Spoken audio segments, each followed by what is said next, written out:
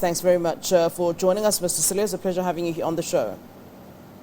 Thank you very much for inviting me. All right, well, the fire in Parliament obviously came as a shock for a lot of us. One would think that Parliament is one of the most guarded institutions. I mean, I know for a lot of the reporters who do access the building, they say it's even difficult for them to access the building.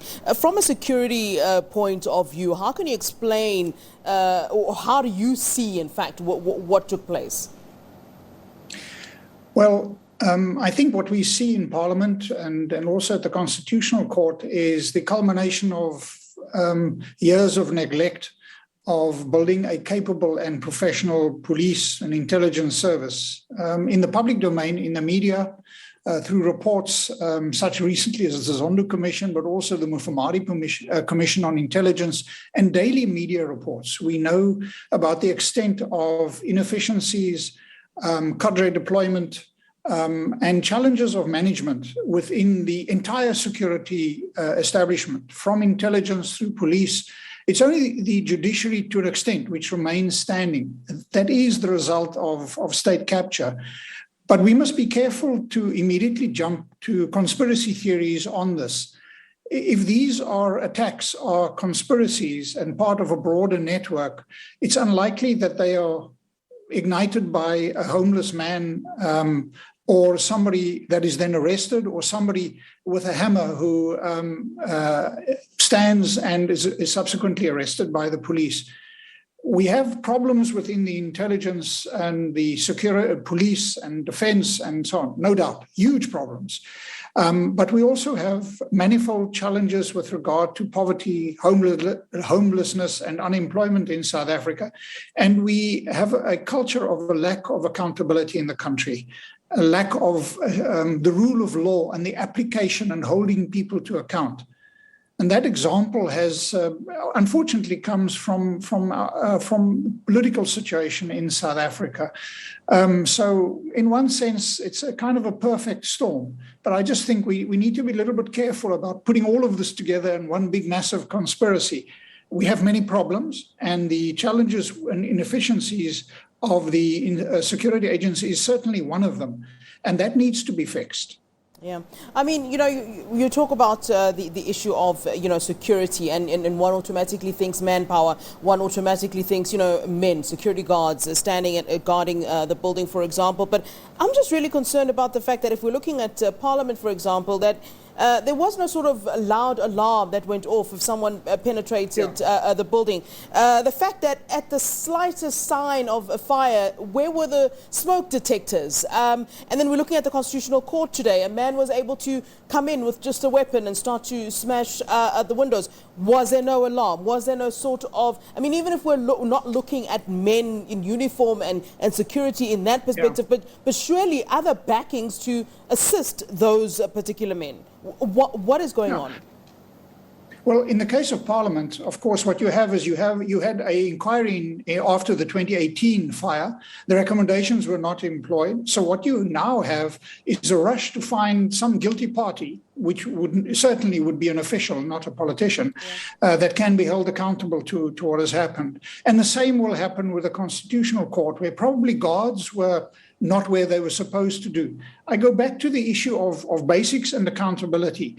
We really need to reestablish in our country a culture of the rule of law and accountability where people are held to account. That will not happen across South Africa if we don't fully implement, for example, the fantastic recommendations that we see in the Zondo Commission, and if they are really implemented. Because what we have in South Africa is we talk a lot and we commiserate with one another, but we don't do the basics. And the problem, for example, in the police and intelligence is not money, certainly in those two departments. The police have had a budget increase of more than 100% over the last decade. But if you look at where the money goes, in actual fact, most of it goes to, for example, not most, significant portion goes to VIP protection. So the politicians are protecting themselves, but they're not investing in the basics. It's not a manpower issue. It's a capable, competent man or personnel power issue. You know, you touched on it briefly when we started our conversation, the issue about, a lone man that just goes in to burn Parliament, or a lone man who comes in with a hammer. It seems that you're questioning something there, and that just adds to what a lot of us, I mean, I'm looking at social media, for example, and I must say, I've seen very few people who are even convinced that this particular homeless man had anything to do with that fire. Our suspicions really count for nothing at the end of the day. I mean, if they've decided that this is the guy that's done it, and they feel that they have enough evidence to show that, to prove to themselves that he's done it, there's nothing that we can do. But I mean, just to that, I mean, that speaks to a lot of distrust on the side of South Africans for the government, for state institutions, for intelligence. And I wonder what you make of that. And are you also questioning this issue regarding this particular homeless man who just waltzed into Parliament and set it alight? Yes, I am. I think what I'm saying is we just have to be a little bit patient and not jump to conclusions based on, what we read and what we see. We don't know what the story is in Parliament. One guy was arrested, a homeless man, but the fire started in two places. The water distribution system, the sprinkler system, part of it was turned off. We don't know. What we do know is that the police and the security services were not doing what they were supposed to do. And that we can explain. That is a function of a decade or more of state corruption. I mean, just look at the indices of police efficiency. And there are two large ones. You can look at murder rates in South Africa, which are going through the roof. You can look at crime data to the extent that the crime data is accurate. We have serious problems. Never mind the intelligence agency, which state security, which practically does not exist. If you read the Mufamadi panel recommendations, these are things that have developed over time, and it is a function of a lack of political accountability in South Africa. If people are not held to account, if you are not certain that if you commit a crime, you will be arrested and prosecuted, then eventually people do anything. They take the law into their own hands. This doesn't say that there isn't the potential for a big conspiracy in South Africa, because what has happened is that the faction fighting within the ANC has spilled over into the wider society. And this year, as we head to the December elections within the ANC, I am sure we are going to see considerable violence, probably assassinations, as these competing factions within the ANC fight it out, particularly in the Western Cape, where the linkages with the taxi industry is very large, and the gangs, as well as in KwaZulu-Natal. And those are going to be the two hotspots that we have to watch. But this is the result of years of challenges, lack of competent management within the police, for example. You have a situation where the police minister and his head of the department, the National Commissioner of Police, are literally at war with one another. How can you run a department in that way?